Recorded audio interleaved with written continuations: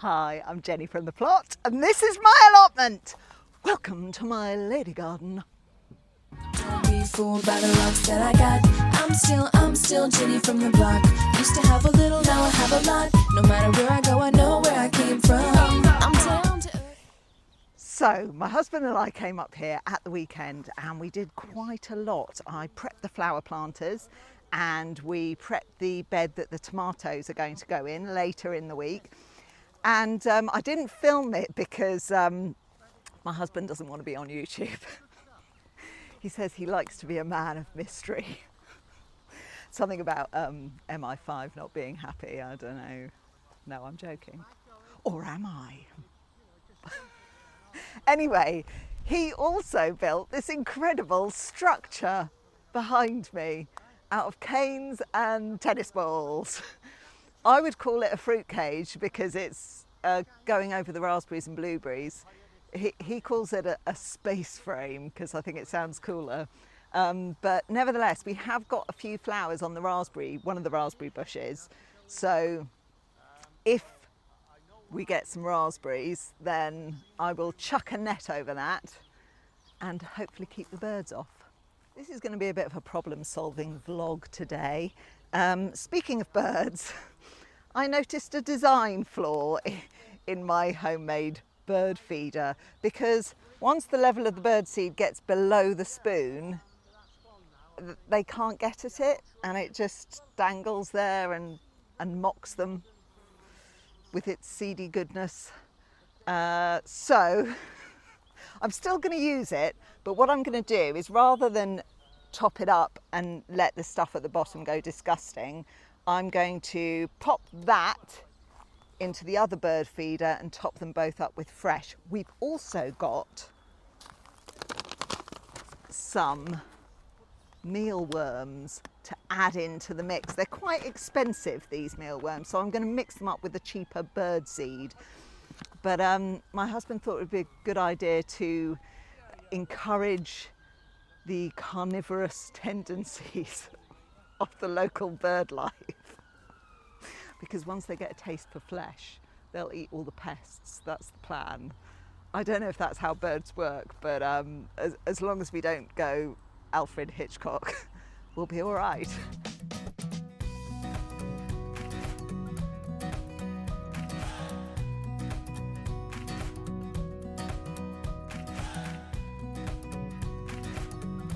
So you join me in the greenhouse for the next problem to solve.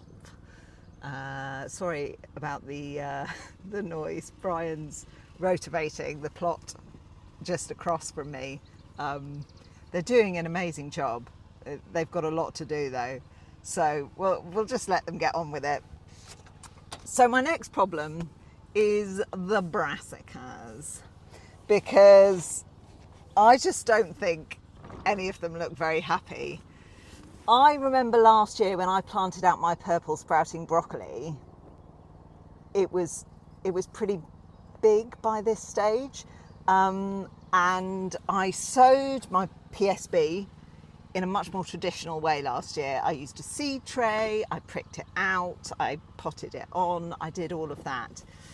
So I'm wondering whether brassicas just do not like loo roll middles. I hate to admit it, but maybe that's not their jam. So I think what I'm going to have to do is pick my two best seedlings of each, take them out of the loo rolls and pot them into proper pots.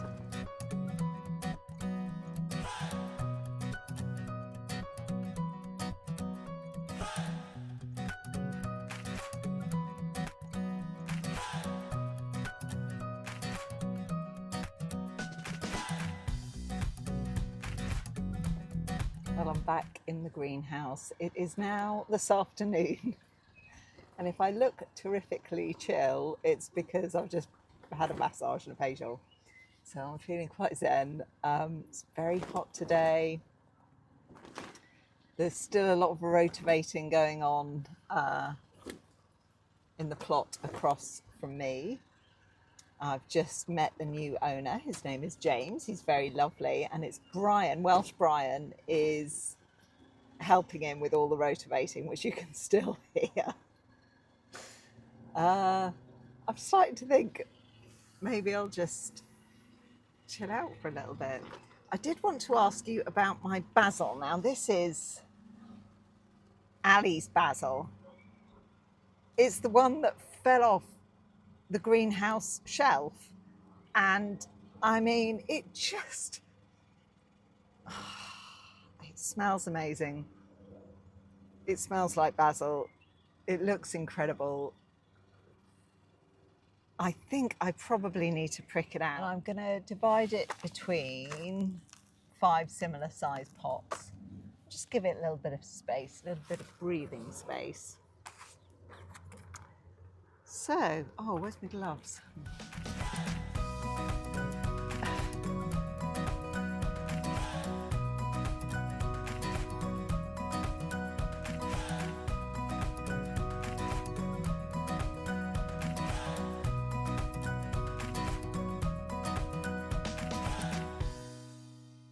Okay, I'm left with what looks like a basil massacre. Let's see if we can rescue them.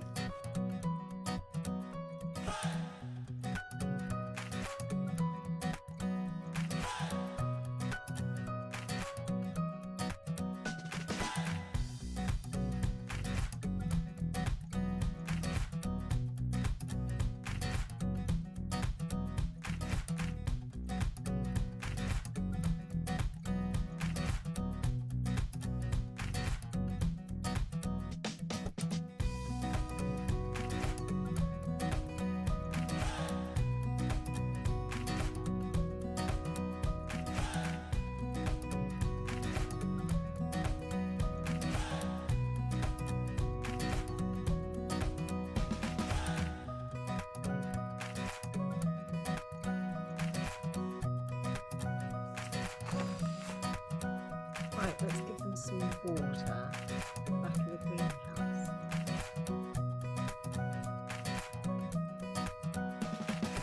Now, this is not a problem solve exactly, but I do feel I need to take some action because my spuds are just growing apace. And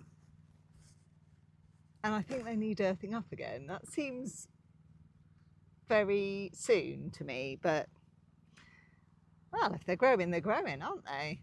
So I guess I better get on with it.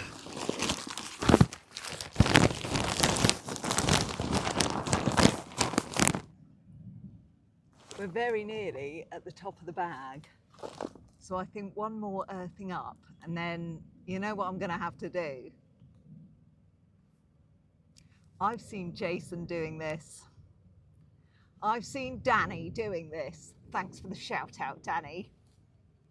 You know what I'm going to have to do? I'm going to have to stroach it!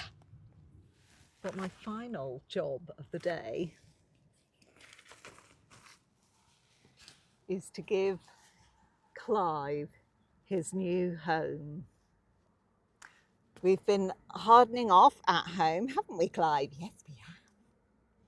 And we didn't like the sun very much at first, did we, Clive? No, there was some sulking. But I think we're okay with it now. And for the last 4 nights, we've actually been out all night in the garden, haven't we, Clive? Like a big boy. Yes, we have.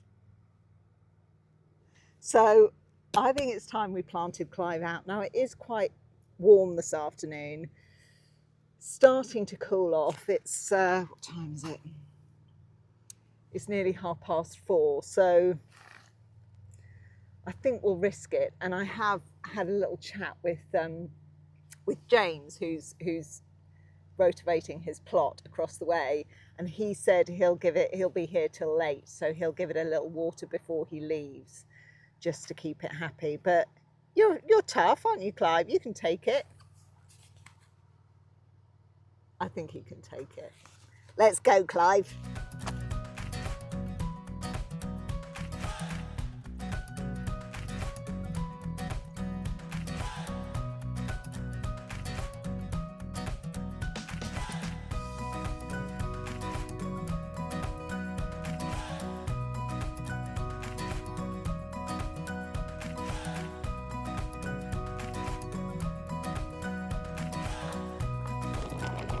Jan just gave me some manure.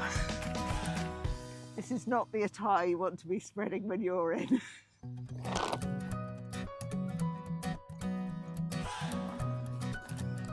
Disgusting. And that is it from me and from Clive going on his big adventure. And I will see you next time. Take care. Bye. Okay, so that's not quite the end. This is what happens when you come to the allotment and other people are here. Jan just gave me 2 yellow courgette plants. And do you remember I said mine didn't germinate? Well, now I have 2 yellow courgette plants as friends for Clive. They're like the Samwise Gamgee to his Frodo.